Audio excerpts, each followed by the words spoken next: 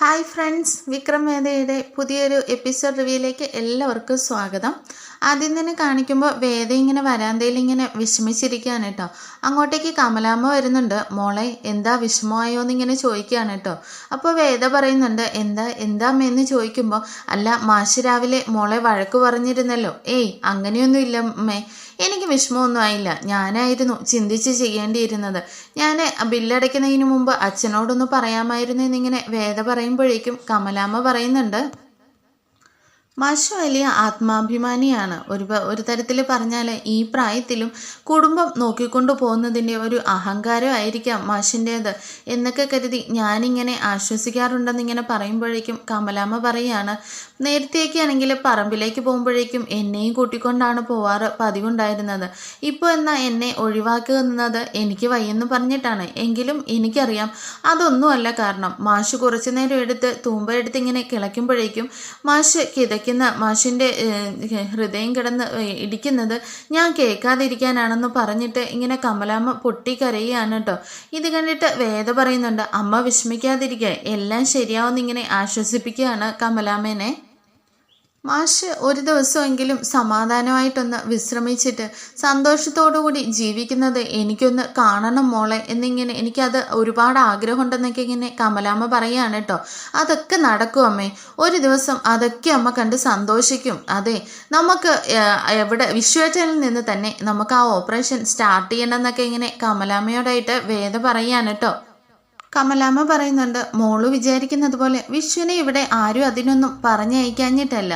ഒരു ജോലി എങ്ങനെ കണ്ടുപിടിക്കാവുന്നതിലോ അപ്പുറം അവൻ ചിന്തിക്കുന്നത് ഒരു ജോലിയിൽ നിന്ന് എങ്ങനെ എസ്കേപ്പ് ആവാം, ഒഴിഞ്ഞു മാറാമെന്നാണ് അവൻ ചിന്തിക്കുന്നത് മോളെ എന്ന് പറഞ്ഞിട്ട് വേദ ഇങ്ങനെ നോക്കുകയാണ് കേട്ടോ. അപ്പോഴേക്കും വേദ പറയുന്നുണ്ട്, അതൊക്കെ മാറും അമ്മേ, എല്ലാം നമുക്ക് ശരിയാക്കാന്നിങ്ങനെ പറയുകയാണ് കേട്ടോ. അപ്പോഴേക്കും വേദ പറയുന്നുണ്ട്, കമലാമ്മ പറയുന്നുണ്ട്, എന്തായാലും എൻ്റെ മോളുടെ മനസ്സിൻ്റെ വെളിച്ചം കൊണ്ട് വേണം ഈ വീട് ഇനി പ്രകാശിക്കാൻ. എന്തായാലും എൻ്റെ മോക്ക് നല്ലതേ വരുമെന്ന് പറഞ്ഞിട്ട് ഇങ്ങനെ വേദയെ ചേർത്ത് പിടിച്ച് കമലാമ്മ ഇങ്ങനെ നെഞ്ചോട് ചേർക്കുകയാണ് കേട്ടോ. പിന്നീടായിട്ട് കാണിക്കുന്നത് നമ്മുടെ ജീനയും രാധയും കൂടി ഓട്ടോ സ്റ്റാൻഡിൽ ഇരിക്കുകയാണ് കേട്ടോ. ജീന ഇങ്ങനെ രാധയോട് സംസാരിച്ചുകൊണ്ടിരിക്കുകയാണ്. ജീനിയാണെങ്കിൽ രാധയോട് പറയുന്നുണ്ട്, നീ എന്താടി മനസ്സിലാക്കിയിരിക്കുന്നത്? വിക്രമേട്ടന് നിന്നോട് ഒരിക്കലും ഒരു തരത്തിലും അങ്ങനെയുള്ള ഒരു സ്നേഹമുണ്ടെന്ന് ഞങ്ങൾക്ക് തോന്നിയിട്ടില്ല. പിന്നെ നീ എന്തിനാ വിക്രമേട്ടൻ്റെ പുറകെ ഇങ്ങനെ നടക്കുന്നതെന്ന് ഇങ്ങനെ പറയുമ്പോഴേക്കും, അതെ എന്നോട് തോന്നണമെന്നില്ല, എനിക്ക് വിക്രമേട്ടനെ അത്രയ്ക്ക് ഇഷ്ടം, എനിക്ക് വിക്രമേട്ടനെ മാത്രം സ്നേഹിക്കാൻ കഴിയുള്ളൂ എന്നിങ്ങനെ രാധ പറയുകയാണ് കേട്ടോ. അപ്പോഴേക്കും നമ്മുടെ ജീന പറയുന്നുണ്ട്, അതെ ഇപ്പോൾ വിക്രമേട്ടൻ വിവാഹം കഴിച്ചു, വിക്രമേട്ടന് മറ്റൊരു ഭാര്യയുണ്ട്. വേദ നല്ലൊരു കുട്ടിയാണ്. ഞാൻ ആ വീട്ടിൽ നേരിട്ട് ചെന്നപ്പോഴാണ് ആ കുട്ടിയുടെ നന്മ എനിക്ക് മനസ്സിലായത്. എല്ലാവരും പറഞ്ഞപ്പോൾ ഞാൻ ആ കുട്ടിയെക്കുറിച്ച് അങ്ങനെയല്ല കരുതിയിരുന്നത്. എന്നാൽ ഞാൻ ആ കുട്ടിയായിട്ട് നേരിട്ട് സംസാരിച്ചപ്പോൾ ഇത്രയും വലിയ വീട്ടിൽ നിന്ന് വന്ന ആ കുട്ടി എത്രത്തോളം സഹിച്ച് അതുപോലെ കഴിയുന്നെങ്കിൽ ആ കുട്ടിയുടെ മനസ്സിൻ്റെ ആ നന്മയും വലിപ്പവും കൊണ്ട് മാത്രമാണ്. അത്രത്തോളം ഒരു എളിമയുള്ള പെൺകുട്ടിയാണ് വേദയെന്നൊക്കെ ഇങ്ങനെ വേദയെക്കുറിച്ച് ഇങ്ങനെ പറയുകയാണ് കേട്ടോ. ഇതൊക്കെ കേട്ടിട്ട് രാധ പറയുന്നുണ്ട്, ആയിക്കോട്ടെ, അവൾ നന്മയുള്ളവളോ നല്ല മനസ്സുള്ളവളോ ഒക്കെ ആയിക്കോട്ടെ, എന്തൊക്കെ പറഞ്ഞാലും വിക്രമേട്ടന് അവളെ ഇഷ്ടമല്ല, അവളെ ഒരിക്കലും ഭാര്യയായിട്ട് അംഗീകരിക്കാനും പോകുന്നില്ല. ആ ഒരു കാര്യം മാത്രം എനിക്കറിഞ്ഞാൽ മതി എന്നിങ്ങനെ രാധ പറയുകയാണ് കേട്ടോ. ഈ സമയം ആകുമ്പോഴത്തേക്കിനും വിക്രം ബൈക്കുമായിട്ട് അങ്ങോട്ടേക്ക് വരുന്നുണ്ട്. അപ്പോഴേക്ക് രാധ പറയുന്നുണ്ട്, ആഹാ കണ്ടോ, വിക്രമേട്ടന് എൻ്റെ മനസ്സിലുള്ള എന്തോരം ഇഷ്ടമാണെന്നുള്ളതിന് തെളിവാണിത്. ഞാൻ മനസ്സിൽ വിചാരിച്ചപ്പോഴേ എൻ്റെ വിക്രമേട്ടൻ മുമ്പിലെത്തിയല്ലോ എന്നിങ്ങനെ പറയുകയാണ് കേട്ടോ. അപ്പോഴേക്കും വിക്രമിങ്ങനെ രാധയെ നോക്കുന്നുണ്ട്. ജീന, എനിക്ക് രാധയോട് ഒന്ന് തനിയെ സംസാരിക്കണമെന്നിങ്ങനെ പറയുമ്പോഴേക്കും ജീന അവിടെ നിന്ന് അങ്ങ് മാറിപ്പോകുന്നുണ്ട് കേട്ടോ. അപ്പോഴേക്കും എന്താ വിക്രമേട്ടാ, ഞാൻ വിക്രമേട്ടനെ കുറിച്ച് തന്നെ ആലോചിച്ചിരിക്കുകയായിരുന്നെന്നും പറഞ്ഞിട്ട് ഇങ്ങനെ രാധ ഇങ്ങനെ ചെല്ലുമ്പോഴേക്കും വിക്രം പറയുന്നുണ്ട്, നീ എന്തിനാ എന്നെക്കുറിച്ച് ആലോചിച്ചുകൊണ്ടിരിക്കുന്നത്? അതെ, എനിക്ക് പിന്നെ വിക്രമേട്ടനെ കുറിച്ചല്ലാതെ വേറെ ആരെക്കുറിച്ച് ആലോചിക്കാനോ ഉള്ളതെന്ന് ഇങ്ങനെ പറയുകയാണ് കേട്ടോ. അപ്പോഴേക്കും വിക്രം പറയുന്നുണ്ട്, നീ എന്തിനാ ഇങ്ങനെ നാട്ടുകാരോട് മൊത്തം വിക്രമിനെ ഇഷ്ടമാണെന്നും പറഞ്ഞ് നടക്കുന്നത്? ഞാൻ ഒരിക്കലെങ്കിലും നിന്നോട് പറഞ്ഞിട്ടുണ്ടോ എനിക്ക് നിന്നെ ഇഷ്ടമാണെന്നോ, ഞാൻ നിന്നെ വിവാഹം കഴിക്കുമെന്നോ വല്ലതും പറഞ്ഞിട്ടുണ്ടോ എന്നിങ്ങനെ പറയുമ്പോഴേക്കും പറയുമ്പോഴേക്കും രാധ പറയുകയാണ്, അത് പിന്നെ നമ്മൾ ചെറുപ്പം തൊട്ടേ അങ്ങനെയല്ലേ, ചെറുപ്പം തൊട്ടേ എങ്ങനെയാണെന്ന് നിന്നെ ഞാൻ ഇഷ്ടമാണെന്ന് പറഞ്ഞിട്ടുണ്ടോ? അങ്ങനെയൊന്നുമില്ല, എനിക്ക് വിക്രമേട്ടനെ ഇഷ്ടമാണ്, അത് മാത്രമേ എനിക്കറിയാമെന്ന് ഇങ്ങനെ പറയുകയാണ് കേട്ടോ. എന്തായാലും വിക്രമേട്ടൻ അവളെ ഭാര്യയായിട്ട് അംഗീകരിച്ചിട്ടൊന്നും ഇല്ലല്ലോ, അവളെ ഇഷ്ടമല്ലല്ലോ എന്നിങ്ങനെ പറയുമ്പോഴേക്കും വിക്രം പറയുകയാണ്, അതെ എനിക്ക് നിന്നെ ഇഷ്ടമല്ല, അവളെ ഇഷ്ടമല്ല, ഇനിയിപ്പോൾ എൻ്റെ ജീവിതത്തിൽ വേറൊരു പെണ്ണും ഇല്ല. അപ്പോഴേക്കും രാധ പറയുന്നുണ്ട്, എന്തായാലും വിക്രമേട്ടന് എൻ്റേത് മാത്രമാണെന്ന് ഇങ്ങനെ പറയുകയാണ് കേട്ടോ. വിക്രം പറയുന്നുണ്ട്, നീ എന്താ പൊട്ടിക്കാളിയാണോ, നിനക്ക് കാര്യം പറഞ്ഞാൽ മനസ്സിലാവില്ലേ, ഇനിയിപ്പോൾ വേറൊരു പെണ്ണുണ്ടാക്കി തന്നെ ഒരിക്കലും നീ ആവില്ല എന്നിങ്ങനെ വിക്രം തീർത്ത് പറയാണ് കേട്ടോ.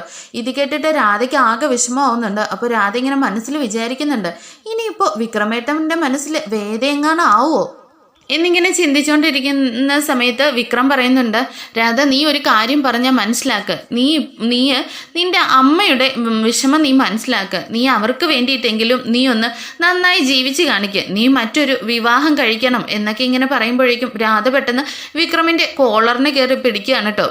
രാധയ്ക്ക് നല്ല ദേഷ്യം വന്നിട്ട് രാധ പറയുന്നുണ്ട്, അതെ നിങ്ങൾക്ക് എന്നെ ഇഷ്ടമല്ലെങ്കിൽ വേണ്ട, അത് എനിക്ക് നിങ്ങളെ ഇഷ്ടമാണ്, എനിക്ക് നിങ്ങളെ മാത്രമേ സ്നേഹിക്കാൻ കഴിയുള്ളൂ, അത് വേണ്ടെന്ന് ആർക്കും പറയാൻ പറ്റില്ലല്ലോ, പിന്നെ എനിക്ക് വിവാഹാലോചനയായിട്ട് ബ്രോക്കറുമായിട്ടൊന്നും നടക്കാനായിട്ട് നിങ്ങൾ മുമ്പോട്ട് വരണ്ടെന്നിങ്ങനെ പറഞ്ഞിട്ട് രാധ ഇങ്ങനെ ദേഷ്യപ്പെടുകയാണ് കേട്ടോ.